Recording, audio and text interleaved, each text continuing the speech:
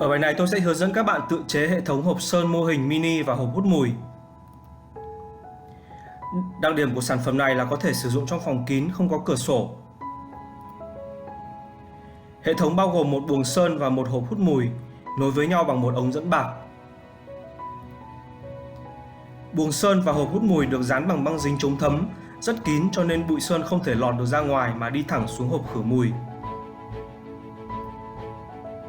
Buồng sơn có 3 bộ phận chính là phần thân, phần quạt hút mùi và màng lọc than hoạt tính dạng vải.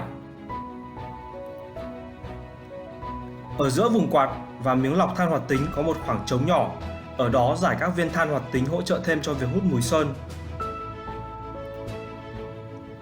Trong quá trình sơn, bụi sơn sẽ được xịt vào lỗ thông gió sẽ theo ống dẫn xuống hộp hút mùi, và trong đây bụi sơn sẽ được lọc sạch bằng than hoạt tính trước khi được thải ra ngoài. Bên trong hộp hút mùi cũng được rải các viên than hoạt tính hỗ trợ cho việc lọc mùi sơn. Hộp được trang bị 3 màng lọc than hoạt tính dạng vải. Các bạn có thể lắp thêm tối đa 10 màng lọc nữa, nhưng theo kinh nghiệm của tôi, 3 màng là đủ khử mùi sơn gần như hoàn toàn rồi. Sau đây là minh họa thực tế của quy trình sơn và khử mùi này.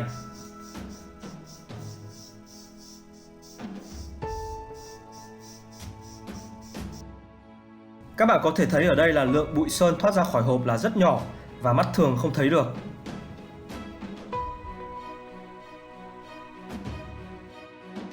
Với hệ thống này, không khí trong căn phòng cũng trong sạch hơn và không bị bụi mù như lúc không sử dụng hệ thống. Và đặc biệt mùi sơn được khử rất là triệt để, không bị nồng nặc như lúc không sử dụng hút mùi.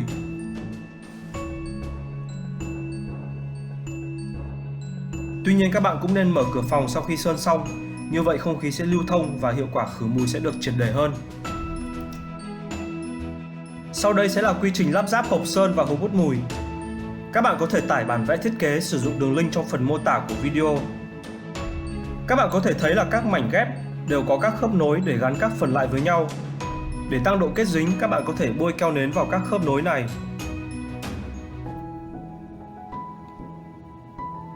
Đầu tiên chúng ta sử dụng băng dính chống thấm và 2 miếng bìa nhỏ để ghép và giữ chắc 2 mảnh của hộp sơn với nhau.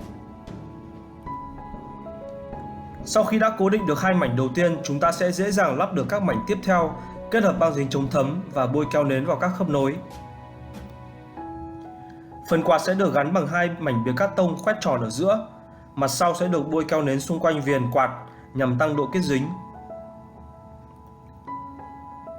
Phần ống dẫn sẽ được gắn vào một tấm bìa cát tông cắt tròn ở giữa và dán lên mặt sau của quạt. Phần khớp nối được bôi keo nến. Toàn bộ phần này sẽ được bọc kín bằng băng dính bạc cho khí sơn không thoát ra ngoài. Phía trước quạt chúng ta sẽ lắp một khoang hở giữa để đỡ màng lọc than hoạt tính. Phần nắp hộp sẽ được gấp làm 3 phần. Các nét gấp này sẽ được cắt hở không đứt để tạo nếp gấp. Tiếp theo chúng ta sẽ tiến hành dán băng dính chống thấm cho các phần còn lại của thân hộp. Khoảng trống giữa quạt và khoang hở chúng ta sẽ rải những viên than hoạt tính hỗ trợ cho việc hút mùi sơn. Màng lọc than hoạt tính sẽ được gắn nam châm vào một tấm bìa cát tông trống ở giữa. 4 cạnh sẽ được gắn các viên nam châm bằng keo nến để có thể tháo ra và lắp vào tiện lợi, dễ dàng thay thế màng lọc sau này. Phần hộp hút mùi cũng sẽ được lắp theo cách tương tự. Trước hết cố định 2 mặt phẳng bằng băng dính chống thấm và 2 mảnh bìa giữ góc. Sau đó bôi keo nến gia cố các khớp nối. Sau khi cố định được 2 mảnh của hộp hút mùi, chúng ta sẽ lần lượt gắn các mảnh còn lại vào thân hộp. Phần mặt trước hộp sẽ gắn 2 bìa cát tông rỗng ở giữa. Khoảng trống giữa 2 tấm bìa này chúng ta sẽ để các màng lọc than hoạt tính. Khoang này chứa được tối đa 10 màng lọc. Mặt sau hộp sẽ được gia cố thêm một tấm bìa cát tông ở giữa với vai trò chịu lực, khiến cho kết cấu hộp vững vàng hơn. Theo kinh nghiệm của tôi thì 3 màng lọc là đủ khử mùi sơn. Tuy nhiên các bạn có thể chủ động bổ sung thêm nếu thấy cần. Khoang giữa của hộp sẽ được rải các viên than hoạt tính hỗ trợ khử mùi sơn như hộp hút mùi. Xung quanh viền hộp cũng sẽ được dán băng dính chống thấm. Cuối cùng nắp hộp cũng sẽ được ghép bởi các mảnh nhỏ với khớp nối bôi keo nến.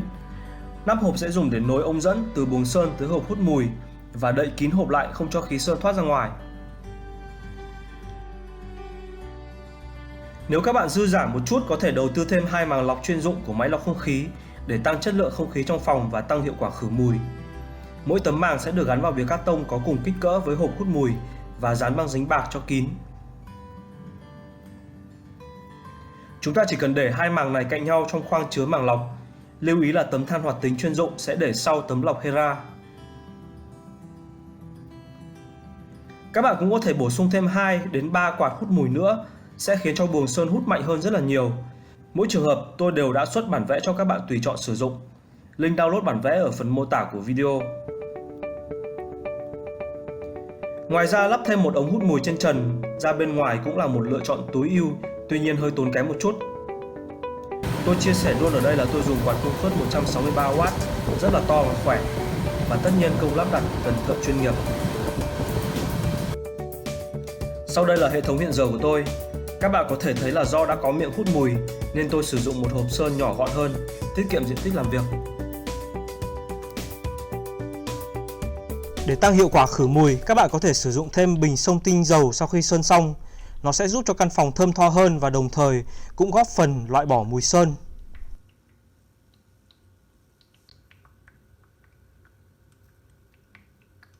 Ngoài ra, các bạn cần lưu ý lưu trữ sơn trong hộp kín và trong tủ, bởi vì tuy đã được đóng hộp nhưng mùi sơn từ lọ sơn vẫn tỏa ra ngoài rất là nồng nặc.